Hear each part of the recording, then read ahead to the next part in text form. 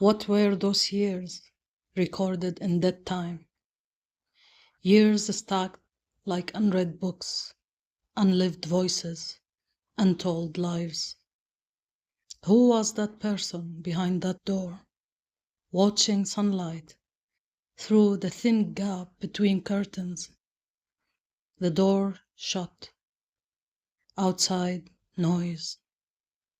Cars, children laughing, people talking, dogs barking, cats crying, rain beating against the glass.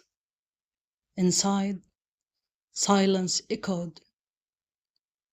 You locked life out and folded yourself like a piece of cloth.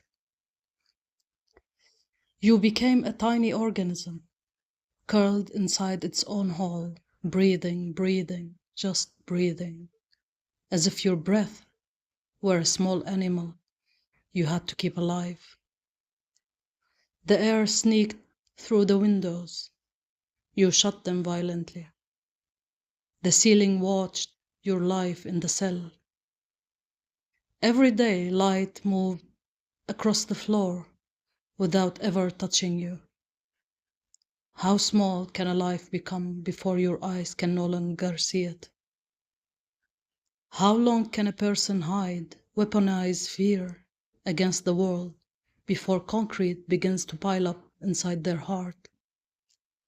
What was that thing that buried you alive? Was it a voice that never stopped echoing? A hand on the door? A thief who stole your peace?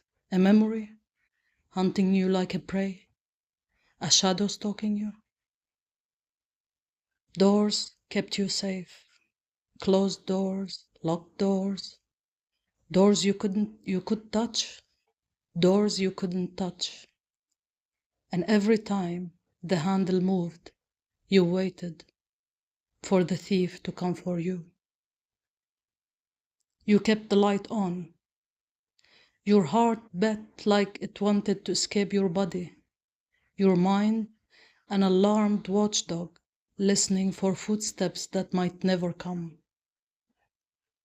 You learned to control danger the way Don Quixote fought windmills, turning living things into enemies, turning shadows into approaching bodies, turning every sound into a warning.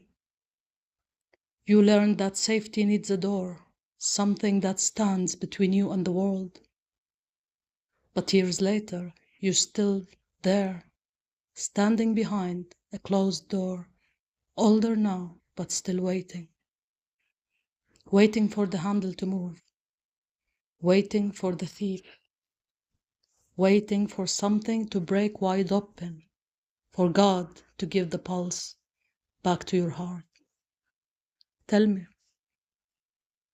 what is that thing that enters a person, sits beneath their skin, ages with them, and leaves them standing behind a closed door, with so much life inside, wanting to break free, and so much fear imprisoning them? Tell me, what is that thing that teaches a heart to mistake survival for a living?